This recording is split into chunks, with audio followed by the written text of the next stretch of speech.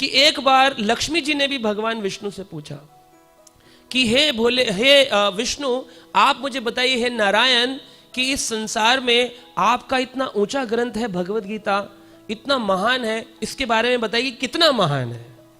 तो यहां पर भगवान स्वयं अपनी भगवत गीता का व्याख्यान कर रहे हैं पद्म पुराण के अंदर। वो कहते हैं, एवं अष्टादश अध्यायी वांग्मयी मूर्तिर ईश्वरी। भगवान ने क्या कहा? एवं अष्टादश अध्यायी। अष्टादश अध्याय किसमें है?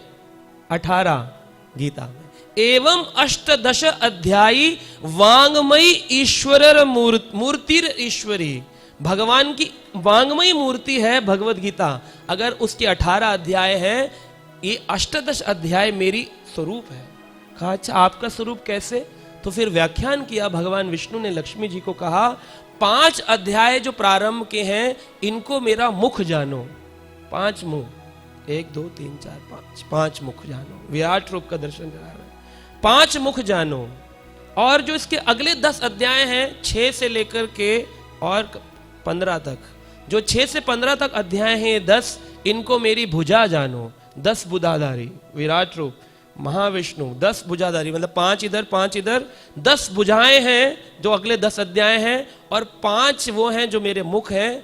आखिरी 16 और 17 अध्याय जो है, नहीं 16 अध्याय जो है वो मेरा उदर है, और 17 और 18 अध्याय मेरे चरण कमल, मेरे पैर। 17 और 18।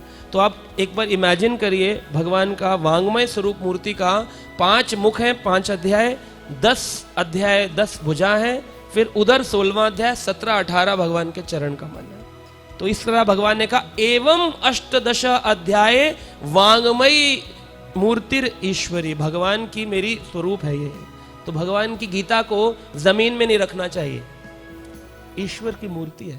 कई बार पढ़ते पढ़ते लोग जमीन में रख देते हैं, या फिर जब भगवत गीता हाथ में हो तो किसी को प्रणाम भी नहीं करना चाहिए, क्योंकि भगवान के सामने भगवान बड़े होते हैं, वैष्णव बड़े नहीं होते हैं। अगर आपको प्रणाम ही करना है तो गीता को कहीं रख दीजिए, फिर प्रणाम कर लीजिए। लेकिन गीता को हाथ में लेकर जमीन में आपने उस वैष्णव को अपराध लगा दिया, क्योंकि वो वैष्णव खड़ा है और आपने उनके सामने गीता लेकर दंडवत कर दिया। गीता के ऊपर रंग रोगन नहीं करना चाहिए, है ना। पता चला पेंसिल से निशानी बना रहे हैं, पेंसिल तो फिर भी ठीक है, लेकिन पेन से निशान बनाते हैं, ठीक नहीं। एक बार एक भक्त ने पूछा था हिज ऑनरेस राधानाथ स्वामी महाराज से, महाराज हम भगवत गीता के ऊपर ना थोड़ा वो स्केच पेन मार्कर से करते हैं, तो ये गलत है? महाराज ने बोला कि वैसे तो गलत है, क्योंकि भगवान की ईश्वर स्वरूप मूर्ति के ऊपर ये चित्रकारी करना ठीक नहीं। बोला लेकिन अगर आप इस भाव से करते हैं कि ये वांग्मयी मूर्ति है और मैं भगवान का श्रृंगार कर रहा हूं, आईब्रोज बना रहा हूं, अगर इस भाव से आप मार्क करते हैं कि ये भगवान का नेत्र के समान मुख्य श्लोक है और उसको आपने सर्कल किया तो ये नेत्र बनाना हो गया, अगर ये भाव है तो ठीक है। इतना भाव है किसी में?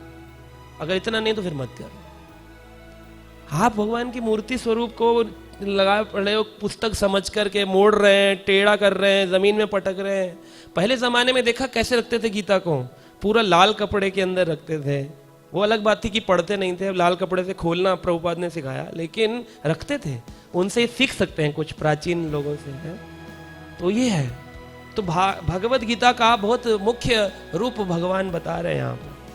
भगवान ने कहा ये भगवत गीता जो मेरा मूर्ति स्वरूप है इतना महान है, इतना महान है कि अगर इसको पढ़े ना भी, खाली इसकी कथा ही सुन ले कि कितना महान है, तो भी उसके सारे पाप तत्क्षण समाप्त हो जाते हैं। तत्क्षण, जैसे आज आप महात्म्य सुन रहे हैं तो पाप तो आपके सारे डिसॉल्व हो जाएंगे। और लिखा है ये स्कंद पुराण में और हरि भक्ति विलास में आया है, यो नर पठेत नित्यम गीता शास्त्रम दिने दिने। हर दिन दिन नित्य गीता शास्त्र पढ़ता है। यो नर पठेत नित्यम गीता शास्त्रम दिने दिने विमुक्ता सर्व पापेभ्यो यान्ति विष्णु परम पदम। विष्णु का परम पद यान्ति मतलब मिल जाएगा, परम पद विष्णु का। विमुक्ता सर्व पापेभ्यो, सारे पापों से उसकी मुक्ति। सोच के देखिए, सरल नहीं है कि एक कथा के समान से सुन लिया और चले गए। जब तक हम सुनकर के उस पर अप्लाई नहीं करेंगे ना, हमारे परिवर्तन नहीं आने। बहुत इंपॉर्टेंट है कि हम जीवन में पढ़ें और साथ में उसको अप्लाई भी करें।